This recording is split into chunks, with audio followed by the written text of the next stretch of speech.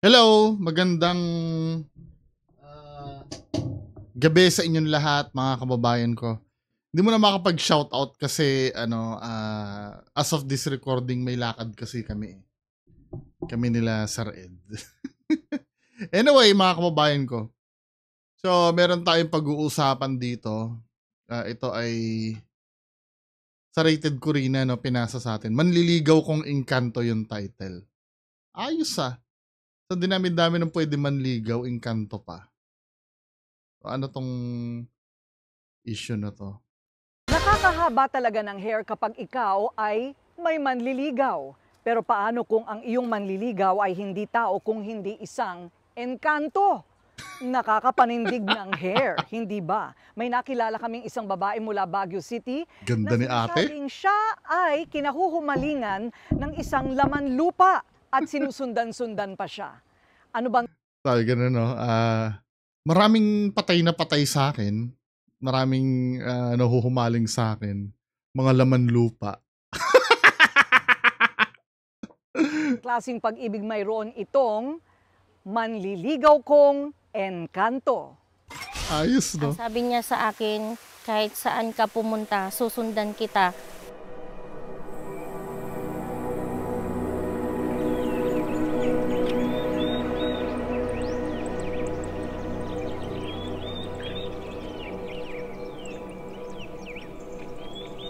Siya si Christy Gayo ng Baguio City, Taga Baguio. 40 years old, at may mapagmahal na asawa. Pero sinong mag-aakala ng si Christy may manliligaw daw na engkanto?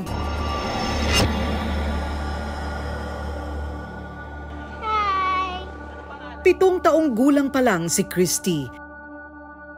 Lapitin na raw talaga Mas magaling pa gumawa tong Rated K nung yung duwende-duwende, oh. Tinan nyo. Oh, di ba may kinakausap siyang duwende, oh. siya ng mga nilalang na Dapat paturo kayo sa yung mga Peking Goose Hunter. hindi nakikita, gaya ng mga duwende. So Christy, bata ka pa lang, ang kwento ay nakakakita ka at nakikipaglaro pa sa mga duwende at mga engkanto na nakikita mo. Yes po, ma'am. Kailan yung unang-unang beses? Siguro, ma'am, nasa mga 7 years old ako noon na parang ako sa mga duwende. Ito raw ang itsura ng kanyang mga kalarong duwende. Sige nga, magpaliwanag ka ng eksena ninyo nitong mga kalaro mong duwende. Pag ma'am, mayroon akong mga nakikita na parang tinatawag nila ako na parang pupunta kami sa isang lugar na maglalaro. Parang naghahabulan lang po. Ano ba yun? Maliit. I mean, yung typical na duwende ba? Yung mga maliliit ba sila na nakikipaghabulan? Di, ang hirap nun. Hahabulin mo para mga daga. Hi ulit!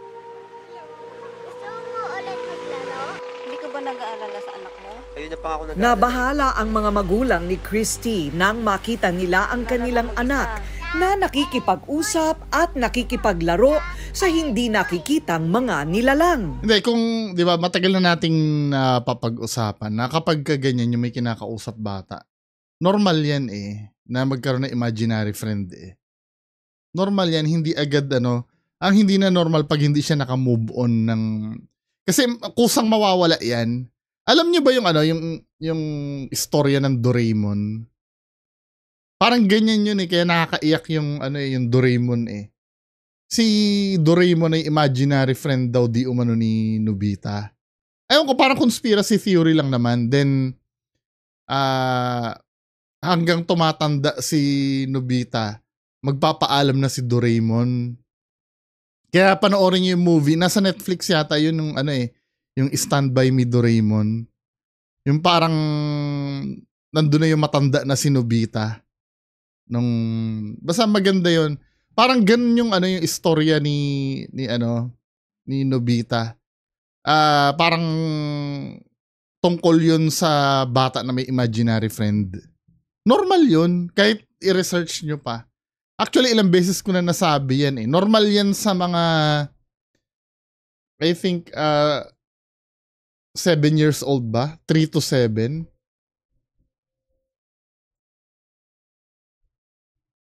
2 to 3 years old pala, sorry. Nag-start yan 2 to 3 years old, tapos mawawala yan age 6 to 7. 6 or 7. Tama din, di ba? 3 to 7 years old. Mawawala din yan.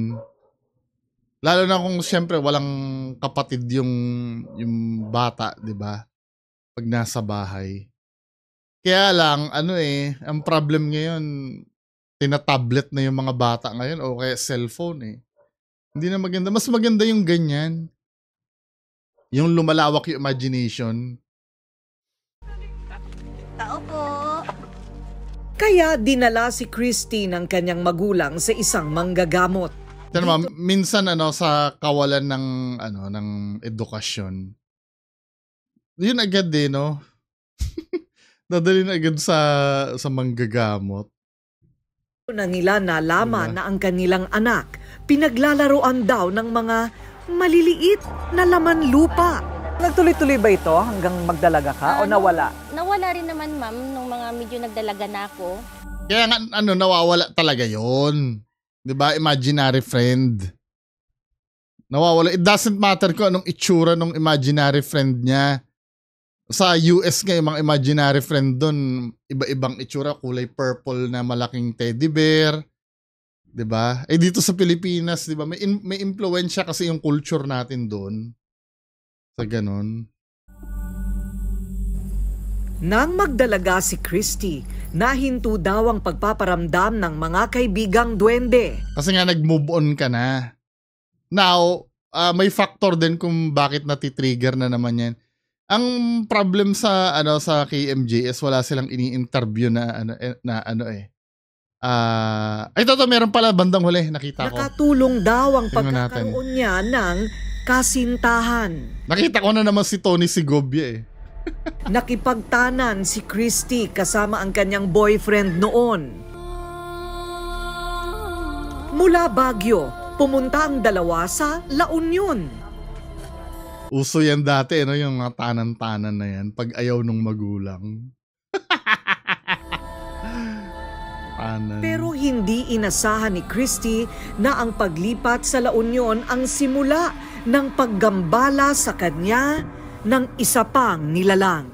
Nagtanan kayo, Yes, tumira ma'am. kayo doon sa lugar ng mister mo sa La Union. Yes po. At sabi mo, mayroong engkanto kang nakita rin doon. Yes, ma'am. Paano nangyari? Yung first day kasi, ma'am, na dumating kami sa bundok na yon, kasi bundok talaga yun, ma'am. Tapos, may naamoy ako ng sobrang bango na parang amoy ng mga bulaklak. So, tinanong ko yung asawa ko kung bakit may mga dito, parang ang bango-bango, may mga bulaklak ba? Sabi niya, wala, kasi iisa lang naman itong bahay na nandito. Mula sa pagpapaamoy ng mabangong bulaklak ng engkanto kay Christy.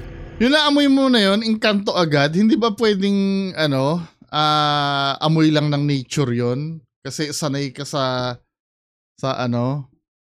hindi ganyang environment. I mean, hindi ka sanay sa environment na ganyan. 'Di ba kayo mga, let's say, taga Manila, 'di ba? Tayong mga ngayon taga Manila, dati taga Mindoro ako eh. Yung pag matagal ka na sa Maynila, then mapunta ka sa probinsya, may amoy sa probinsya na na refreshing sa iyo eh. Yung amoy na bulaklak, amoy na nature kasi yun eh. Hinahanapan ng explanation Hindi, di ba? Pwede mo i-consider na yun eh, na kasi siguro naninibago ka lang, kaya mo na amoy yun. Yung boyfriend mo na nagtanan sa'yo, siguro matagal na nakatira doon, hindi niya na manonotice yun. Sometimes tapos i-associate agad sa sa engkanto. Tamo, may naamoy siya. Isa lang naman itong bahay na nandito. Tamo ha? Mula sa pagpapaamoy ng mabangong bulaklak ng engkanto kay O, diba? Engkanto na agad yung nagpaamoy ng Pag rated K talaga ang gumawa, o rated Corina, medyo... Christy. Isang gabi, habang nakahiga at nagkukwentuhan ng mag-asawa, Si Christy bigla na lang daw nawala ng malay. Nakatulog ka lang yan. Ito agad pinansin ng asawang si Roman. Pero si Christy, iba ang naranasan. Sleep paralysis. Kanya lumabas daw ang kanyang O, di ba? luwa mula sa kanyang Yang lumalabas, may sinasabing astral projection. Yung astral projection, mga kababayan ko, ano yun eh, supernatural yun eh. Kasi minsan, dalawang interpretasyon ang nangyayari sa atin. May tinatawag na scientific at supernatural. Yung mga hindi sanay sa ganyang experience, sasabihin nyo, ay astral projection yan. Ano yan? Supernatural yan. Pero meron yan, kasama sa sleep paralysis yung out-of-body experience. Diba? Depende sa perspective natin. Kung kayo spiritual, sasabihin nyo astral projection. Pero kasama sa symptoms ng sleep paralysis yan eh.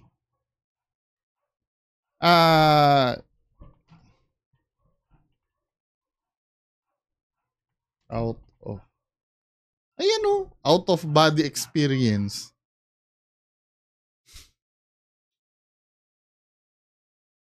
Ano ba yung out of body experience dito?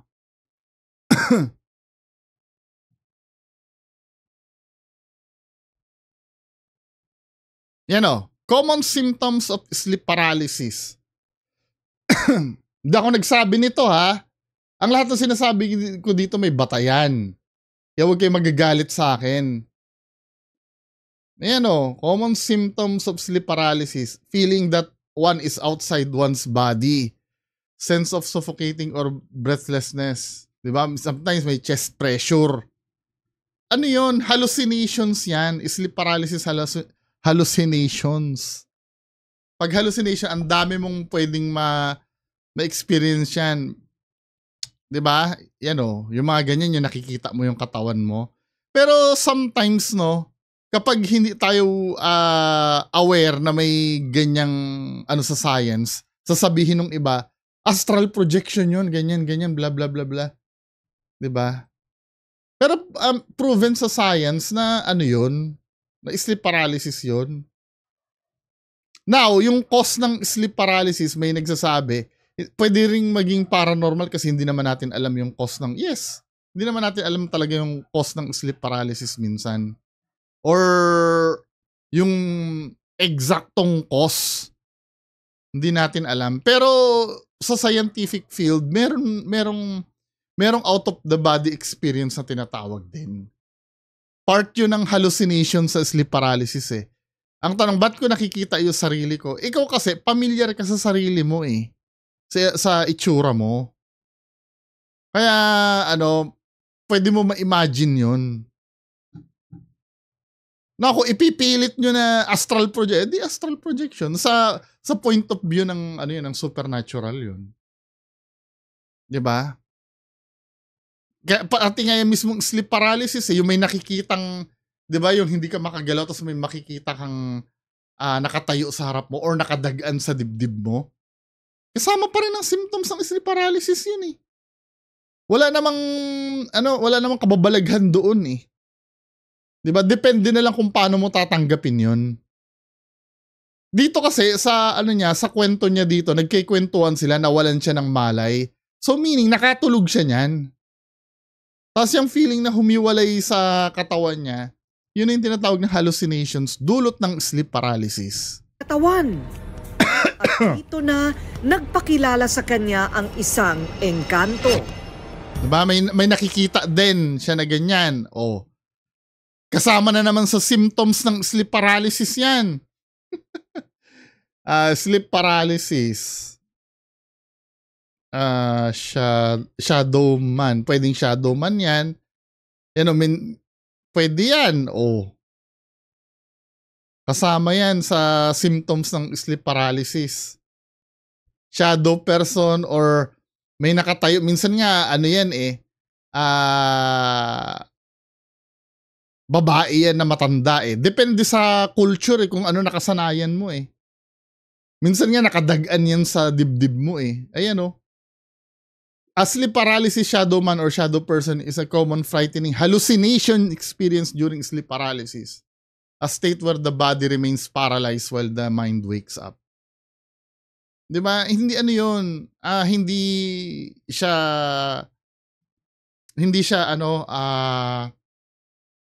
maituturing na 100% na supernatural.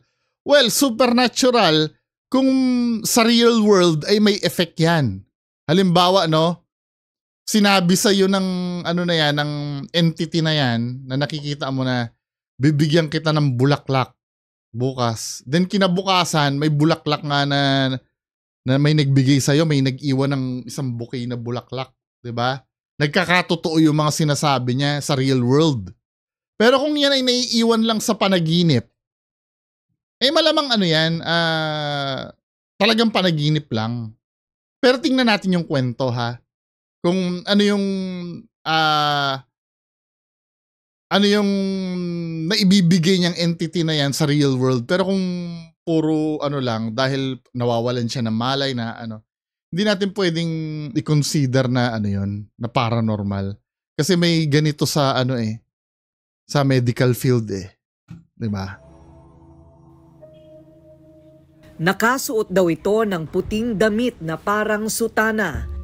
Walang mga kamay at paa at ang mukha nito may nakakasilaw na liwanag. Hindi ko siya nakikita na yung ganyan na harapan. Kumbaga, lagi lang siyang nakaside. Yun, parang nakikipag-usap siya. Parang kung ano yung sasabihin niya. Parang tanga naman manligaw yung mo. Kasi nagpapakita. Parang understood na kaagad dun sa isip ko. Nasundan pa ang pagpapakita ng engkanto kay Christy. Hindi lang isang beses, kundi 5 beses siya nitong dinadalaw. Hanggang sa ang engkanto nagtapat ng pag-ibig kay Christy. Gusto pa daw siyang isama sa kanilang kaharian. Ipinakilala pa raw siya sa mga kaibigan nitong kapwa laman. Pinaka natakot si Christy. Let's hang out. Ay nang ipakilala siya sa magulang na... Aba, at pinakilala ka pa sa mga magulang? Yes po, ma'am. O tapos, ano ang usapan niyo? Close na. Sabi ko po sa kanya, ma'am, na gusto ng anak nila kukunin ako pero hindi po ako papayag dahil mahal ko po yung asawa ko. Ako nang bahala doon sa anak ko, sabi niya. Tapos tumakbo po yung anak niya. Ang sabi niya sa akin, kahit saan ka pumunta, susundan kita. Pwera lang kung tumawid ka ng dagat. Niyuyugyug mo at pagkakita ko sa tabi ko may nakita akong isang lalaki. Sa takot ni Christy, agad niya itong kinwento sa kanyang asawa. Kaya si Roman humingi ng tulong sa kanyang lolong albularyo. Ay, nako, Nung man. ikwento ko sa kanya, tapos tinawas niya, sabi nga niya, pero tinuro niya lang sa akin yung dapat gawin. Na nagbigay siya ng mga dahon na kukunin ko bago magdidilim. Tapos nung gabi na yon, nakukunin ko na. Bago kunin yung mga dahon, pinuntahan ko na para alam ko na yung saan ko pupuntahan yung mga dahon-dahon. Dahon-dahon? 7 klaseng dahon daw ang kinuha ni Roman. Para pangontra daw sa engkantong manliligaw ng asawa. Pero sa kanyang pagkuha sa mga dahon, pinahirapan daw siya ng karibal na engkanto. Ngayon, nung nakuha ko na yung pang 7 dahon ng atis yata yun eh. Tapos parang tumayulat yung balahibo ko sa likod niya eh. Tapos parang... Confirmation bias mo na lang yan. Or psychological mo na lang kasi nga may mission ka na supernatural. Bigat na dumagan sa akin. Nang malapit na daw sa pintuan Ganyan, OA naman gumagapang. ng kanilang Your enactment, mas lalo daw bumigat ang kanyang pakiramdam. gumagapang. Pagkapang daw siyang pumasok sa kanilang bahay. Talaga? Tingin nga. Agad niyang pinaghalo-halo ang 7 dahon at ibinigay kay Christy para ipanligo. Nang kinabukasan, nung matapos yun, may mga lumabas sa akin na mga allergy. Ito nga po yung mga piklat na ito po, ma'am. Yan, ito. Baka anaphylactic shock yun kasi nga foreign yung yung mga dahon-dahon na yun kung saan pinagkukuha eh. baka madumi, di ba? Doon po yan nakukuha. Hanggang ngayon di po yan na ano. Yan ay pagkatapos kang tawasin. Opo, ma'am. Ilang araw ang lumipas, tumalab daw ang pangontra, kaya bumalik sina Christy at Roman sa Baguio para takasan ang engkanto. Ang iniwang babala ng engkanto kay Christy ay tila nagkatotoo dahil hanggang dito sa Baguio, ang pakiramdam niya, nasundan pa rin siya ng kanyang manliligaw na Psychological na lang yan. engkanto. Baka kasi may pinagdadaanan din si ate. Isa ring factor, baka mamaya, ano rin to si ate eh. Meron siyang anxiety disorder. Diba? Or meron siyang lihim na hindi niya ma-share. Pwede yun eh. Pakiramdam ko may nagbabantay sa akin. Sa amin, sa buong pamilya ko. Ang balita ko, masama kang magalit. At delikadong makagalit ka dahil meron kang kakamping engkanto. Siguro po kasi pag minsan po, pag yung may taong halimbawa, ginagawa na ako ng hindi maganda na wala naman akong ginawa sa kanilang masama, kumbaga pag sobra yung galit ko na parang napupuno na ako, pag nakabitaw po ako ng salita, parang nagkakatotoo. Sabihin mo nga ate, yumaman ako. Nagkakatotoo daw eh. Sulta ng aming team sa isang paranormal expert ang kababalaghang nangyayari daw kay Christy. Hindi lang siya Ito yung ano no, yung isa si Tony Segovia, ito yung pumunta do sa simbahan sa May Malolos. Na nagsisigaw-sigaw doon. Na nagalit yung mga taga doon kasi pinalabas silang haunted. nangyayari yun dahil una, ang mga engkanto ay nakikisalamuha sa tao, sa pisikal na tao. Kaya merong mga tao na ang akala mo ay tao, yung pala ay kalahati lamang. Pwedeng kalahating tao siya or kalahati engkanto. Paano yun? Hindi, may naririnig ako na kwento, engkanto daw, tapos nag-aaral. Sa UP daw yun eh. Sa UP. Oo, may mga istoryang ganon. Pero yung hybrid, yung... Paano yun? May laman ba yun? Yung ganon. Sa mga nakakaalam, meron bang ganon? Naman sa isang neurologist, ang paglabas ng kaluluwa ng tao sa katawan ay posibleng mangyari. Tinatawag nila itong OBE. Out of body experience! Sabi sa inyo eh. Isa sa 20 katao daw ay pwedeng makaranas ng OBE. Ang OBE ay isang clinical condition sa utak kung saan nakompromiso ang pag-andar nito. Ito ay maaring bunga ng stroke, epilepsy, drug abuse, at mga trauma sanhi ng vehicular accident. Pwede niya ma-experience yung mga ganong mga pagkakataon. Symptoms din ng sleep paralysis. Maaring na-stress yung katawan niya, kaya lumalabas din yung kanyang pagkatao o yung kanyang kaluluwa at na-separate dun sa isang sa mismong katawan niya. No? Maaring nagkakaroon talaga ng mga instances na naiisip ng isang tao yung mga ganong scene or eksena, no? Kaya nagkakaroon talaga siya ng pagse-separate ng spirit at yung sa katawan. Tahimik na at masayang namumuhay ang pamilya ni Christy sa ngayon. Nawala na rin ang takot nila na muling gambalain ng engkanto ang kanyang pamilya. Kasi nga nakamove on na si ate. Ang pananalig sa Diyos at pagmamahal ng asawa at anak ang nagpapalakas sa kanyang loob na hindi na muling guluhin ang kanyang buhay ng manliligaw niyang engkanto. Anyway, mga kababayan ko, so yan lang muna ang pag-uusapan natin ngayong gabi. Magandang gabi sa inyo lahat. Bye-bye.